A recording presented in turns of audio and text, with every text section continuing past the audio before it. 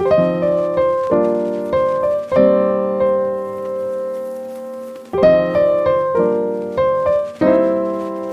everybody, and welcome to another episode of Soul Focus Radio. This is your host, Martin, and it's just me as I intro part 2 of our conversation with Cyndi Carnaghi. Last week, we started to get into the conversation of healing, and this week we go a lot deeper into what we're calling trauma recovery. Cyndi Carnaghi also calls it trauma growth. How do we move forward? How do we not stay stuck in a traumatic place? And that's what today's episode is about. So sit back, enjoy, and here's part 2 of our conversation with Cyndi Carnaghi.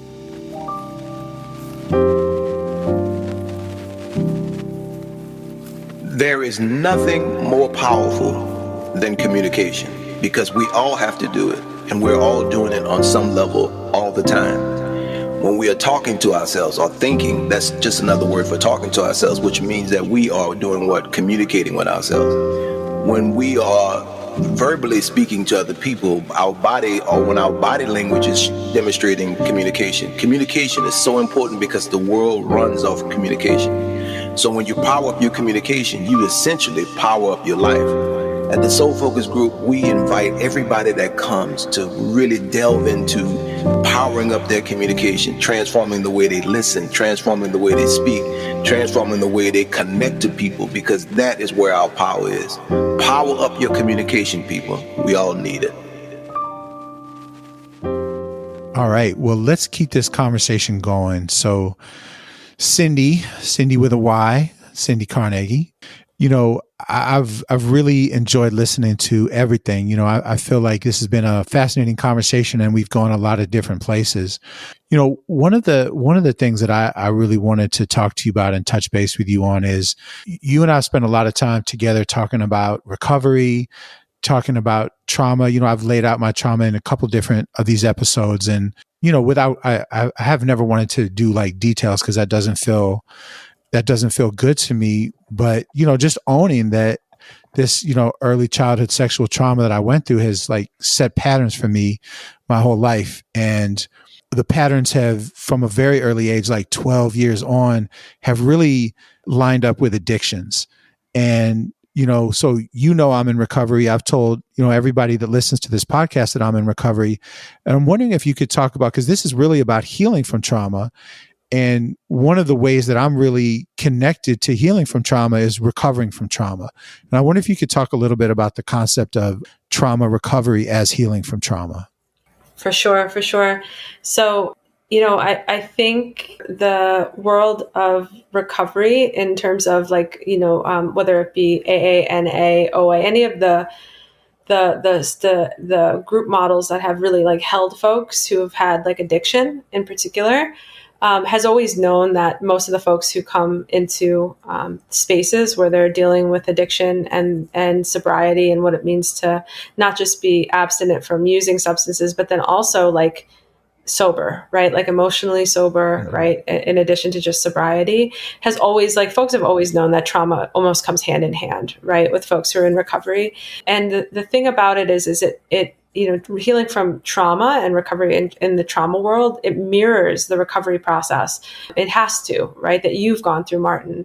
And, you know, we've talked a little bit about this, like, you know, the first stage of trauma recovery is safety, right? Safety and stability, right? So how do we create safety and stability in our for ourselves, around us, in our environment that really can allow for us to not have the reminders of the things that have happened to us, right? So these experiences don't start to creep in. To the best of our ability, that we control that environment around us and create safety and stability.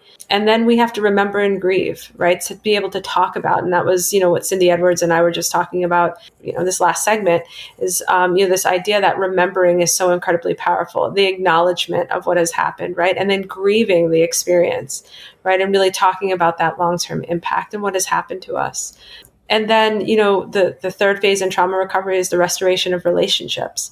And I really think, you know, Martin, when you're thinking about, you know, like a 12-step model, for example, this really looks and feels similar in some ways to amends, right? Like this opportunity to really like restore relationships, whether it's with ourselves or the people around us, right? To clean our slate, to really start to really connect. in a real meaningful way. And so, the addiction world has gotten this, absolutely, right with its group models in this way, right? That this recovery process is almost a step-by-step process, but that it really is about creating stability, remembering, really feeling the feelings that come with the loss of the story that we wanted to tell ourselves about our lives, right? But that's not what happened to us. Here is what happened to us, that honesty, and then connecting, right, and restoring those relationships. So that is, that's the process of recovery. It's not that linear, but it is Right. it is the process, right? It is part of the process.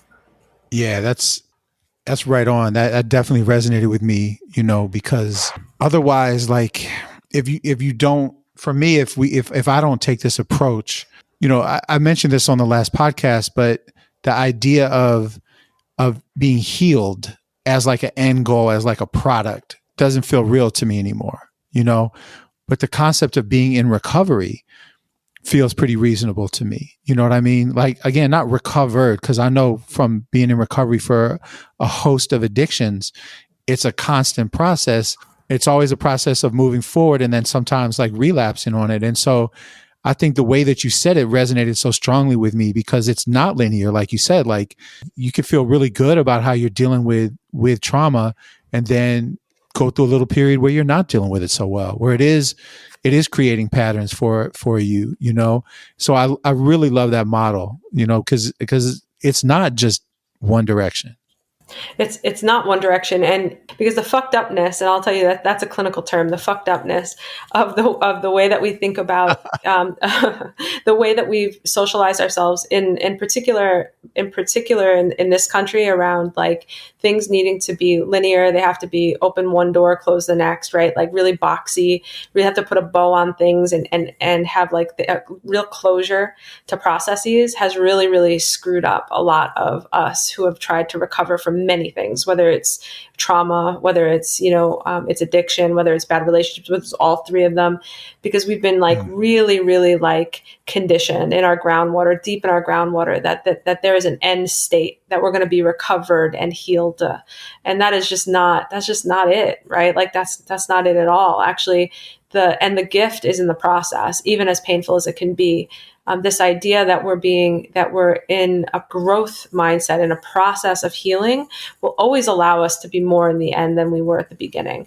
And of course, like I'm not saying that, we should all have traumas so we can, so we could grow a lot. That's definitely not what I'm saying. But what I'm saying is like, there is like the way that we've been conditioned has fooled us and made us and convinced us that we should be at an end result. And that is very, very damaging, because then we put so much pressure on ourselves to get over it.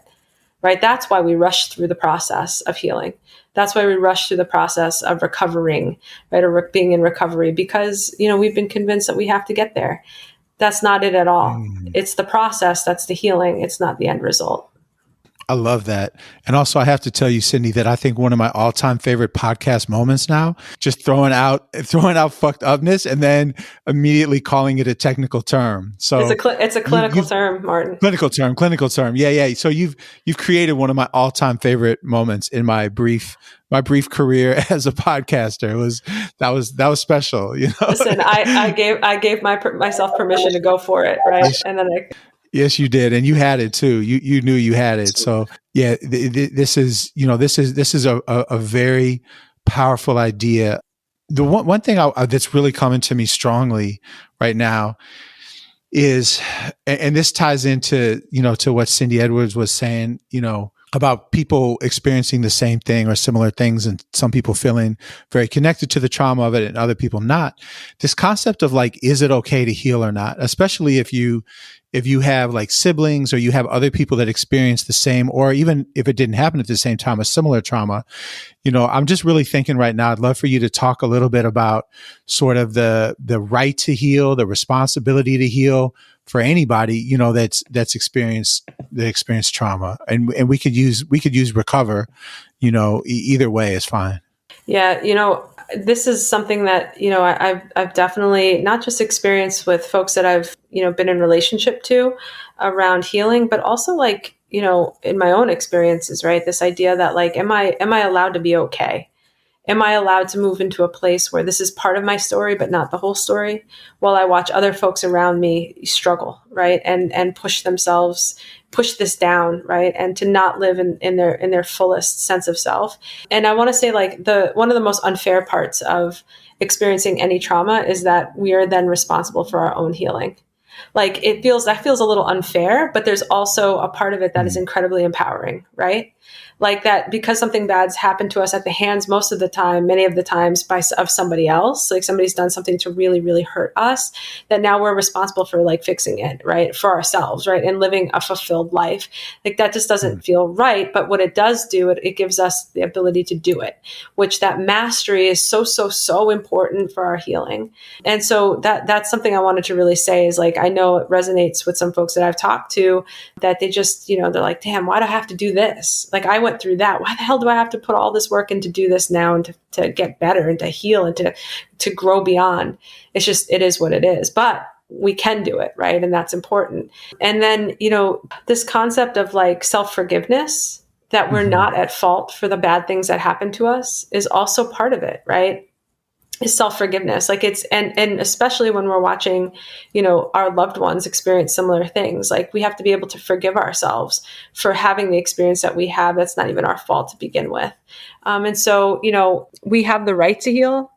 We have, and what you said was, it is important for us to heal because we have to, for the people around us. Like I have a son, my son is 2 years old, and every time I look at him, what I see when I look at him is somebody who is looking to me to determine what his worldview is, especially in the beginning of his life. And as I if I haven't worked through my traumas enough to at least acknowledge when they are impacting my relationship with him, I'm sometimes consciously, but most of the time unconsciously transmitting that trauma down to him.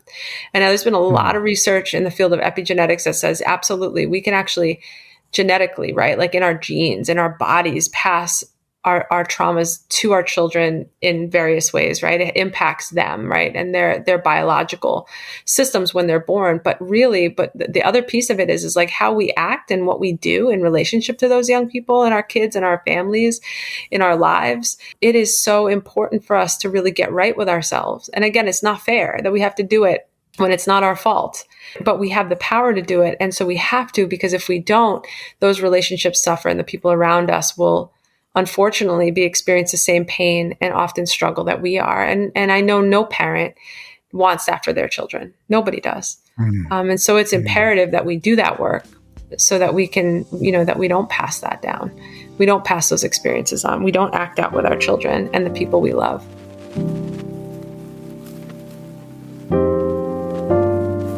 So have you ever heard of a term called groundwater? Groundwater is another word we use at the Soul Focus Group that means subconscious programming. From the ages of 0 to 7, we are subconsciously programmed. So much information and choices and decisions are downloaded into our subconscious mind, and we begin to start living that life. And even though that life we're living is not the life we chose for ourselves, and it's not until we understand the impact of the groundwater, what the groundwater really is, that we begin to wake up to our own lives and begin to choose what we want for ourselves. At the Soul Focus Group, we bring you to that consciousness so that you can begin to choose the life you want to live for yourself.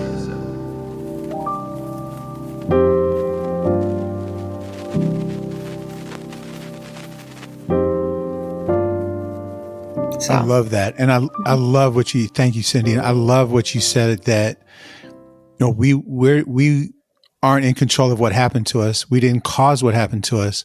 Almost, I would say, and you can, correct me if I'm wrong, but I'd say in a vast majority of cases, who or whatever, because it's not always a person, right? It could be natural disasters. It could be, but there's an element of power over, right? So like the power of a hurricane over us, or the power of a parent, the power of somebody physically stronger. I mean, it's almost always, it was situations for us where people had power over us. That's right. And for us, to be able to say, well, the only way for me to be powerful in this moment is to not make it not happen, because of course it will always have happened, but it's to take control now of not allowing it to keep, for myself to keep re-traumatizing.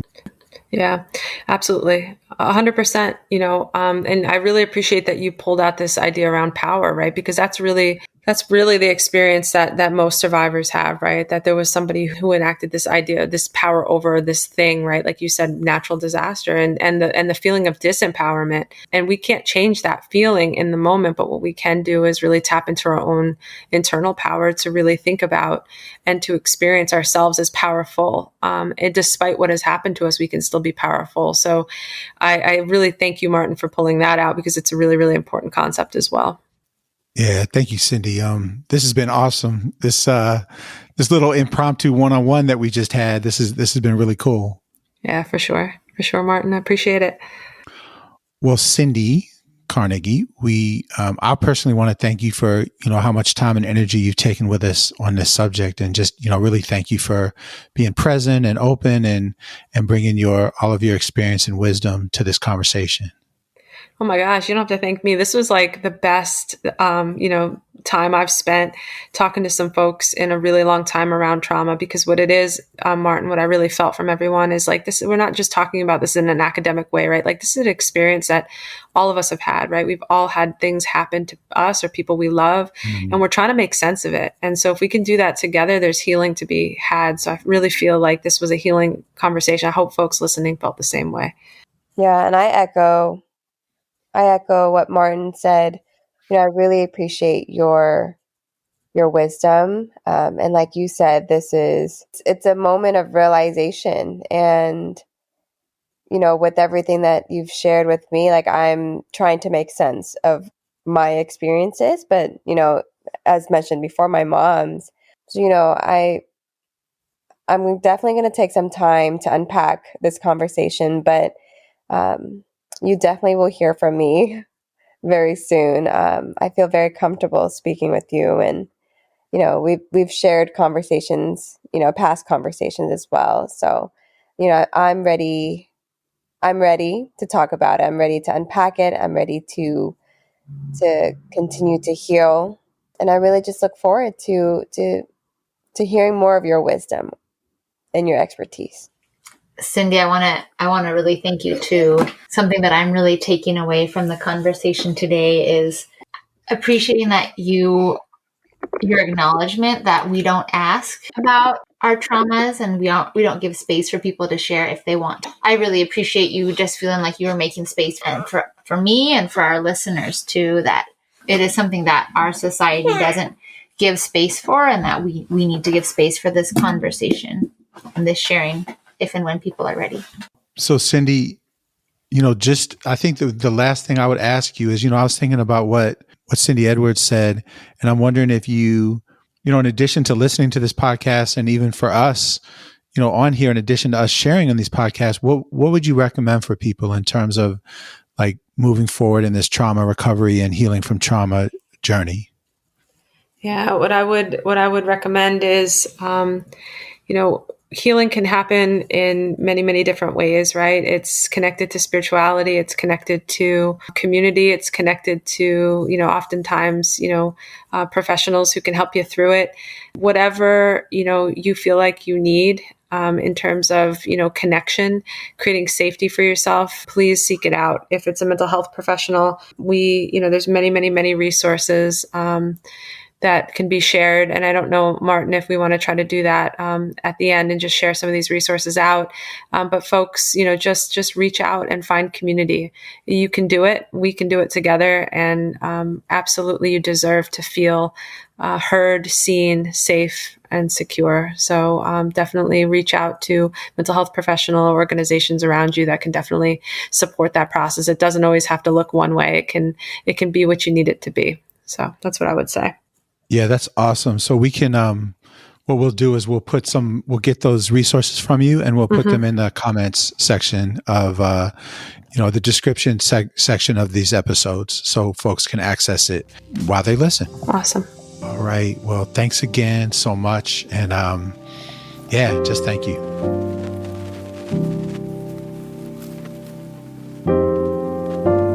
At the Soul Focus Group, we're probably one of the first organizations in the social justice movement to find ourselves moving away from fighting against racism to creating human solidarity. what we found is that we could fight for 24 hours, 48 hours, or all our lives. And after fighting all this time, we have nothing to show for it, because we haven't created anything for ourselves. At the Soul Focus Group, we are one of the few organizations who have moved from fighting against racism to creating an alternative to racism. And we invite you to join us. Let's stop fighting and start creating the outcome we really want to experience.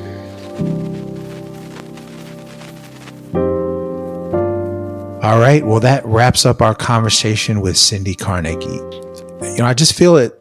I feel it's such a privilege to have people like Cyndi in my life.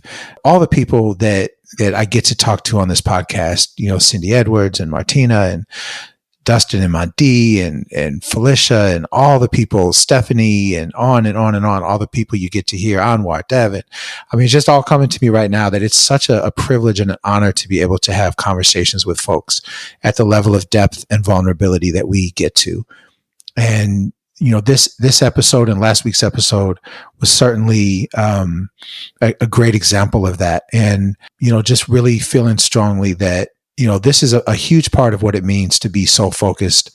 It means that we don't try to hide our traumas or say that they didn't exist. And we also don't let them run our lives.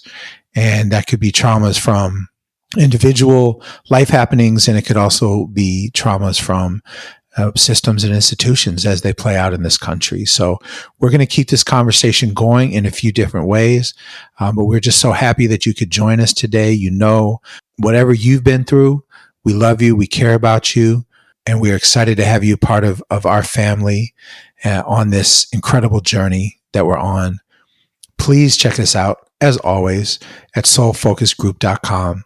Come see what we're doing. Help us grow and expand as we are, and be a part of that. And as always, all of us, we ask you to stay safe, stay well, and most of all, stay soul focused.